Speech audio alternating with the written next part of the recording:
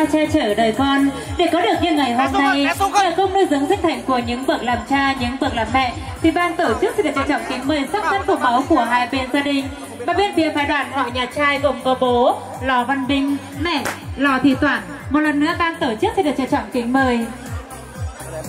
Và khách ghép thì tham gia với gia đình nhà trai chúng ta ngày hôm nay. Trân trọng kính mời bố Hoàng Văn Chấp và mẹ Lò Thị Dưa là các vị thân sinh ra cô dâu Toản Anna của chúng ta. Cô sẽ nắm chặt tay nhau với sân khấu được ra mắt tên toàn thể của vệ. Xin được trân trọng kính mời. Và một lần tập thể huân trường chúng ta sẽ đọc vang một tràng pháo tay thật lớn cùng chào đón hai bên gia đình thông gia đã có công sinh thành ra cô dâu và chú rể. Và ngày hôm nay họ thật vui mừng, hạnh phúc biết bao khi được tổ chức một ngày trọng đại trong đời trai con yêu quý của mình. Đó chính là ngày dừng bọ gả chồng. Vâng, các vị thân mến, và đúng là sau bao nhiêu tháng đời năm chờ, niềm vui mong đợi bây giờ là đây.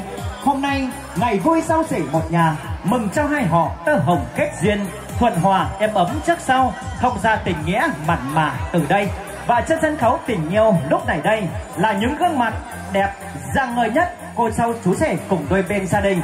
Và trước những giờ phút thật sự trang trọng có ý nghĩa này, để cảm ơn tới toàn thể quý vị, thì toàn thể gia đình hạnh phúc của chúng tôi xin phép được quý chào ra mắt tới toàn thể duyên hôn. Xin mời một tràng thật lớn chúc mừng nào chúng ta. Và chúng tôi thì cũng có thể khẳng định rằng ở đâu có dấu chân người, ở đâu ắt sẽ có tình yêu. Và tình yêu thì không phân biệt tuổi tác trẻ hay già, sắc tộc hay màu da, và dù là trai hay là gái, dân tộc Kinh, tộc Thái hay dân tộc Tây.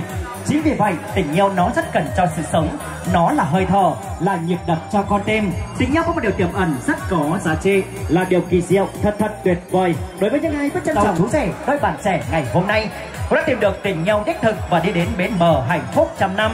Yêu nhau chẳng quản xa gần, cầu không tay vịn cũng lần mà sang. Yêu nhau chẳng quản lầm than, mấy sông ta cũng lội, mấy vạn đèo ta cũng qua. Quý vị thân mến, tình yêu nó rất đơn giản thiết thực, nhưng nó thật gần gũi, thiêng liêng và cao cả. Tình yêu là sự hòa hợp giữa hai con tim, nó giống như sự giao hòa tuyệt đối giữa âm và dương, giữa trời và đất, giữa ngày và đêm.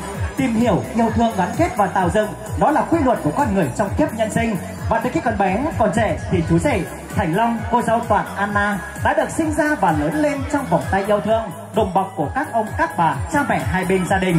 Và khi khôn lớn trưởng thành, trên bước đường học tập, công tác, rồi kết hôn cũng đã quen biết, gặp gỡ, tìm hiểu rồi yêu thương nhau. Hai bạn có quyết định cùng nhau chở lái con thuyền tình yêu đến ngày hôm nay có được bến bờ hạnh phúc, được hai bên gia đình đồng lòng đẹp ý, được Đảng ủy chính quyền sở tại nơi đây nhất trí hoan nghênh. Hôm nay, ngày 12 tháng 12 năm 2024 là một ngày lành tháng tốt, được gia đình nhà trai chúng tôi long trọng tổ chức lễ thành hôn chúc mừng hạnh phúc trăm năm cho đôi vợ chồng trẻ. Và sự hiện diện của toàn thể quý khách quý đó cho niềm vui mừng hạnh phúc lớn lao đối với đại gia đình chúng tôi. Và trong không khí vui tươi, trong khán phòng hạnh phúc ngày hôm nay và giây phút trang trọng này, chúng tôi xin phép được trịnh trọng tuyên bố lễ thành hôn của đôi bạn trẻ Thành Long, Toản Anna, Thành Long xin chính thức được bắt đầu. Có thể quý vị chúng ta sẽ được vang một tràng pháo tay thật lớn chúc mừng nhau. Có được cảnh xanh lá, có cả buồn mấy biển cả sông sâu, sông dài biển rộng mênh mông công trang nghĩa mẹ đời đời không quên. Và ngày hôm nay đây, Thành Long, Toản Anna đã lớn lên thì xây hạnh phúc bên người mình yêu. Cha mẹ ơi, sớm tối cho chiều, những điều dạy bảo là điều các con mong. Và ngay giờ phút trang trọng này đây, chúng tôi trân trọng kính mời và giới thiệu một vị đại diện cấp cao nhất của bên phái đoàn họ nhà trai sẽ có một số lời phát biểu cảm ơn gửi tới toàn thể quý khách trong ngày vui hôm nay. Vâng, thưa quý vị, và đó là cảm xúc thì có rất là nhiều, nên gia đình họ nhà trai chúng tôi cũng khó cất lên được bằng lời. Và ngay sau đây cũng sẽ để quyền cho MC, những người làm chương trình sẽ có một số lời phát biểu cảm ơn gửi đến quý khách trong ngày vui hôm nay. Và xin mời MC Khánh Huyền sẽ gửi đến toàn thể quý khách những lời cảm ơn chân thành ạ. Trước tiên lại của mẹ Phi Đàm Hà Sương giúp đồ giúp làn cờ thác bán tổ chức chương trình từ năm mới sau lại tặng nàng tặng ta ở chuông sau lại còn sinh là lục viện của Nhinh có phủ viện vợ hậu một điểm mới sắc sóng nòng qua cô cháu lại nhớ lòng phục lại nhớ hôm phà lại khẩu mà tiếc vợ biết mẹ lại hơn nhớ hôm trước em xử lại hồng cứ mất hợp vấn đề tiếp với tuổi bị phà bà nhớ chẳng sao nhưng cờ rượt bên xào trai cờ dao bên báo hai bà phải xáo qua lại bạn về tản chùa lại mương ở dòng đồng hâu lại bên phủ thành tên mía bên uốn còn chỉ để uốn chờ hàng thầu cơ ba mớ vô ra tận hai cờ trắng kiếm hà lầy bước sai trắng kiếm ma bước hòa trắng hà lầy trắng tổ chức di khóc cười lòng ở dòng đồng chỉ để bên lồi sẽ được bên bước bảy chỉ để bên lồi sẽ được cái bấu xìa lại bên lồi của biết ông đình hàng thầu.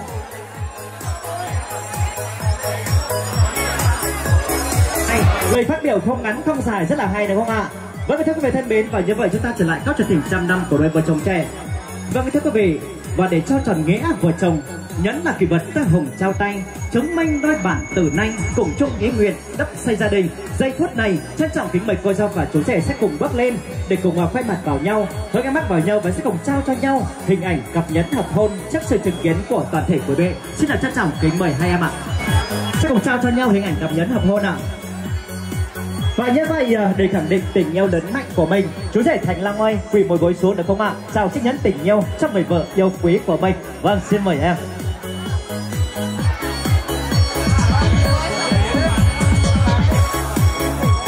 Vâng, xin mời ạ. Xin mời chú rể trao và cô dâu trao. Nghĩa trăm năm đúng từ đây, nguyện trao tay chiếc nhẫn này để làm tên. Và dù mai lên thác xuống gành, tình chồng nghĩa vợ vững bền ta có đôi được không ạ?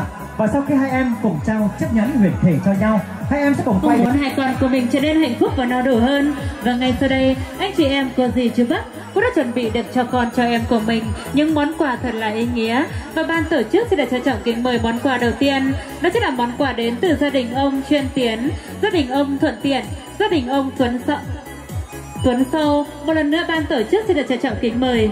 Rất trân trọng kính mời ạ. Trân trọng kính mời món quà giá trị ý nghĩa đến từ gia đình ông Chuyên Tiến, món quà giá trị ý nghĩa đến từ gia đình ông Thuận Tiện ạ. Cũng như gia đình ông Tuấn San, món quà giá trị ý nghĩa đến từ ông Kim Hồng và đến từ gia đình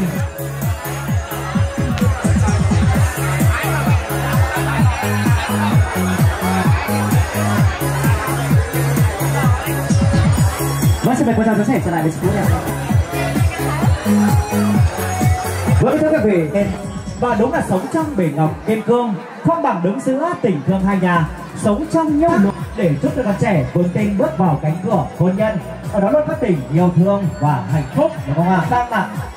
Món quà giá trị ý nghĩa đến từ gia đình ông Nhật Trung, món quà đến từ gia đình ông Triểu Phan. Cô sẽ bước lên. Ông bồng khá ở sông Đông cơ ba mớ. Tôi đang mở bộ máy hàng cần tốt chưa bằng mớ sang nghèo chứ này bỏ bộ máy bị đau ơi. Và tiếp theo trân trọng kính mời món quà đến từ gia đình ông Khôi Hoàng ạ, gia đình ông Hải.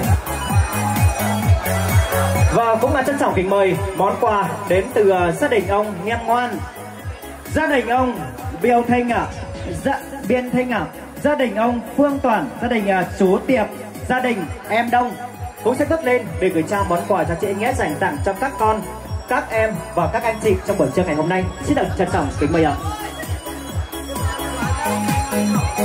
Và quý vị anh chị nào chưa được ban tổ chức gọi tên thì chúng ta sẽ cùng cố gắng khẩn trương lên để bước lên gửi trao món quà giá trị ý nghĩa dành tặng cho cô dâu chú rể trong buổi trưa ngày hôm nay. Xin được trân trọng kính mời. Sống đồ nhanh tả nai mấy trường đi hờ, toàn đồ bờ bố già mấy trường lì trông một điều đỏ bò mẹt vì nào ngay.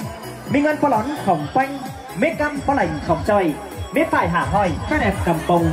Em già mấy bó xả vân sắt phèn, em nay mấy vẹn mưa căm sót còi.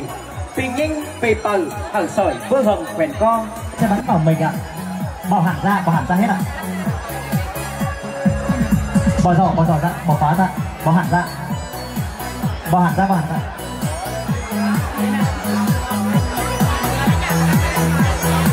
Thế để lắc đấy ạ, lắc ạ. Vâng, vặn lên.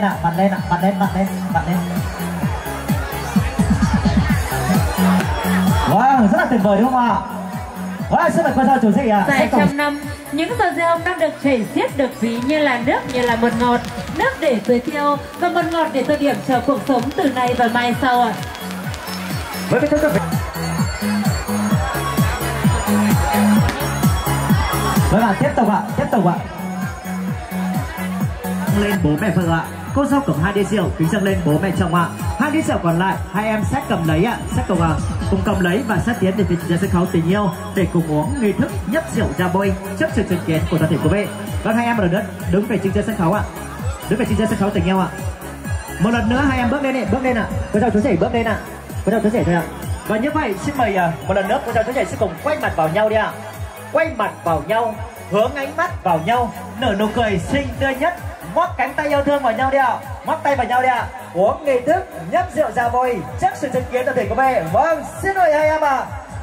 Chúng ta sẽ cùng cầu chúc cho con dâu chú rể chúng ta sẽ được trăm năm hạnh phúc mãi mãi bên nhau. Trong cuộc sống bảo cạn núi Cốc Mòn, tình yêu của em không bao giờ thay đổi đúng không ạ? Xin được chúc mừng cho hai em. Chị nào chúng ta uống nước ngọt, rót nước ngọt, uống rượu chúng ta rót rượu đúng không ạ? Toàn thể quý vị ạ, chuẩn bị nào quý vị ơi. Tất cả chúng ta cùng giơ ly của mình lên đi ạ, cùng chung trên niềm vui với gia đình chúng ta. Và như vậy gia đình chúng ta cũng giơ ly cùng cao lên ạ, giơ ly cùng cao lên, cùng chung trên niềm vui với gia đình quý vị. Sẵn sàng chưa quý vị ơi? Lên nào cả nhà ơi, tất cả chúng ta. Bên này ạ, chưa thấy ạ, chưa cao lắm đâu ạ. Bên này cũng chưa ạ. Lên nào quý vị ơi. Bà số 7 lúc anh bảo là bữa nhau chén gần đây lắc cái chóng kín riêng lắm quá. Sẵn sàng chưa cả nhà mình ơi? Trời ơi, hôm nay lại say nữa rồi. 2, 3, go. 2, 3, go. 2, 3, uống. 2, 3, chúc mừng hạnh phúc đúng không ạ? Xin mời tới toàn thể quý vị và xin mời gia đình hạnh phúc Việt Nam uống ly chào mừng nhau. Thông gia keo sơn gắn bó bền chặt ạ. Và chúng tôi thì không biết nói gì hơn. Cho nên chúng ta thông gia tình nghĩa tương thân, khó khăn thuận lợi ân cần đều có nhau. Bên nội bên ngoại trước sau keo sơn gắn bó bền lâu.